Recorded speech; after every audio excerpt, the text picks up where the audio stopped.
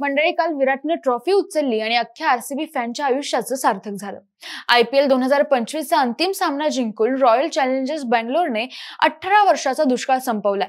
Punjab किंग्सला IPL ची trophy जिंकण्यासाठी आणखी थोडी प्रतीक्षा करावी लागणार आहे। मात्र विजय असो वा पराभव, दोन्ही संघांना प्राइज मनी मात्र भरपूर मिळाले। आरसीबीला जिंकल्यानंतर प्राइज मनी म्हणून 20 कोटी रुपये मिळालेत, तर अंतिम सामन्यात पराभूत झालेल्या पंजाब किंग्सला 12.5 कोटी रुपये मिळालेत। पण यांच्यासोबत बाकी टीम्सने किती पैसे कमावलेत? या IPL टीम्सचे पैसे कसे आणि कुठून मिळतात?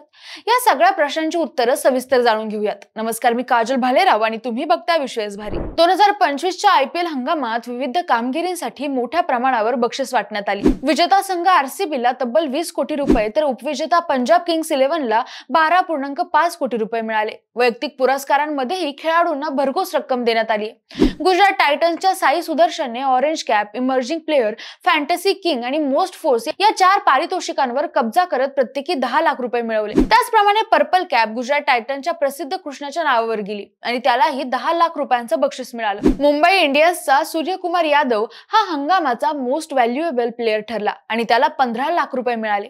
राजस्थान रॉयल्सच्या वैभव सूर्यवंशीने सुपर स्ट्रायकरचा किताब मिळवत 10 लाख रुपये आणि टाटा कर्व कार जिंकली। गुजरात टायटन्सच्या मोहम्मद सिराजने मोस्ट डॉट बॉल टाकल्याबद्दल 10 लाख आणि लखनौ सुपर जायंट्सच्या निकोलस पुरनने सुपर 6 मारल्याबद्दल देखील 10 लाख रुपये मिळवले। सनरायझर्स हैदराबादच्या कामिंदो मेंडिसला कॅच ऑफ द सीझन मिळालं आणि त्यालाही 10 लाख रुपयांचं बक्षीस देण्यात आलं। फेअर प्ले अवॉर्ड यंदा चेन्नई सुपर किंग्सच्या नावावर गेला आणि त्यासाठी त्यांना 10 लाख रुपये मिळाले। याशिवाय दिल्ली कॅपिटल्सचा होम ग्राउंड असलेल्या DDSला पिच आणि ग्राउंड अवॉर्ड अंतर्गत 50 लाख रुपये देण्यात आले। एकूणच या हंगामात संघ आणि खेळाडूंना प्रचंड आर्थिक लाभ मिळालाय, ज्यातून IPLचं आर्थिक सामर्थ्य आणि व्यावसायिकता स्पष्ट होते। IPL ही क्रिकेट स्पर्धा असली तरी तिचं आयोजन व्यवसायाच्या दृष्टिकोनातून केलं जातं। क्रिकेटच्या नावावर कंपन्यांना त्यांच्या व्यवसायात वाढ करता यावी म्हणून ही स्पर्धा फायदेशीर ठरते। IPL मधील मुख्य कमाईचा मार्ग म्हणजे खासगी कंपन्यांना क्रिकेट संघाची फ्रँचायझी विकणे आणि नंतर त्याच फ्रँचायझी महाग दरात परत विकणे। मागच्या काही काळापासून BCCI दरवर्षी IPL मुळे 15,000 ते 20,000 करोड रुपयांच्या निव्वळ प्रॉफिट मध्ये। आता एक सांगण्यासारखी गोष्ट म्हणजे एवढे पैसे कमावूनही BCCI कसलाही टॅक्स पे करत नाही। ही कमाई करण्याची प्रमुख पद्धत आहे, पण या व्यतिरिक्तही IPL मधून पैसे कमवण्याचे अनेक मार्ग आहेत। त्यातली एक आहे म्हणजे सामान्यांची तिकिटे विकणे। भारतात क्रिकेट म्हणजे धर्मच, त्यामुळे IPL साठी प्रचंड उत्साह असतो। प्रेक्षकांच्या पसंतीनुसार तिकिटांचे दर ठरवले जातात। एका अंदाजानुसार IPLच्या 60 ते 70% सामन्यांना स्टेडियम पूर्ण भरलेलं असतं। यामुळे जवळपास 10% उत्पन्न फक्त तिकिटांच्या विक्रीतून मिळतं। IPLच्या काळात मैदान प्रेक्षकांनी भरून जातं आणि तिकिटांमधून मोठ्या प्रमाणात कमाई होते। IPL मध्ये खेळणाऱ्या खेळाडूंचा आणि संघातील इतर कर्मचाऱ्यांच्या जर्सीवर जाहिराती असतात। त्यांच्या हेल्मेटवर देखील जाहिरात दिसतात। स्टेडियमच्या सीमारेषेवर लावलेल्या फलकांवरही जाहिराती असतात। कंपन्या जाहिरातींसाठी कोट्यावधी रुपये खर्च करतात, कारण त्यांना यामधून प्रसिद्धी मिळते। जाहिरातींच्या मदतीने त्या आपल्या ब्रँड लोकांपर्यंत पोहोचवतात।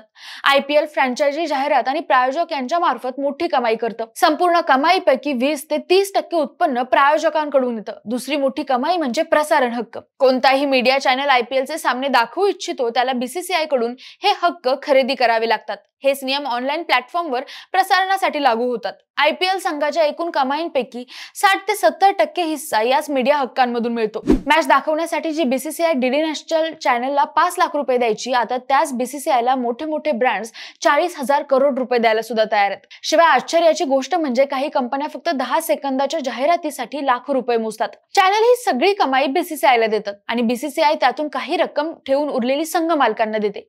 हे नक्कीच मान्य करावं लागेल की बॉलिवूड स्टार शाहरुख खान आणि प्रीती झिंटा यांनी क्रीडा क्षेत्रात ग्लॅमर आणले। प्रेक्षकांना फक्त खेळ नको असतो, त्यांना थोडं मनोरंजनही हवं असतं। म्हणूनच जेव्हा संघात प्रसिद्ध खेळाडू असतात तेव्हा त्या संघाची ब्रँड व्हॅल्यू आपोआपच वाढते। त्यामुळे मोठ्या मोठ्या कंपन्या त्या संघाच्या मागे लागतात। त्या आपल्या ब्रँडचं प्रमोशन करण्यासाठी खूप पैसे मोजायला तयार असतात। याच मार्गातून IPL मध्ये प्रचंड कमाई होते।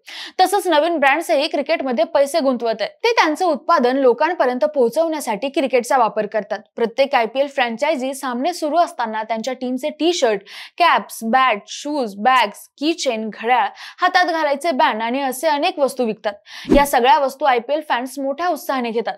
अंदाज असा आहे की या क्रीडा वस्तूंचं मार्केट $3 कोटी पेक्षा जास्त आहे आणि हे मार्केट दरवर्षी वाढतच चाललंय। IPL मधून केवळ जाहिराती किंवा ब्रँड व्हॅल्यूच नाही तर थेट बक्षीस रकमेचे मोठं आकर्षण असतं। दरवर्षी विजेता आणि उपविजेता संघाला कोटींच्या घरात बक्षीस रक्कम दिली जाते। ही रक्कम केवळ एका ट्रॉफीचं नाही तर खेळाडूंना आणि मालकांना आर्थिक दृष्टीनेही मोठं बळ देणारी असते।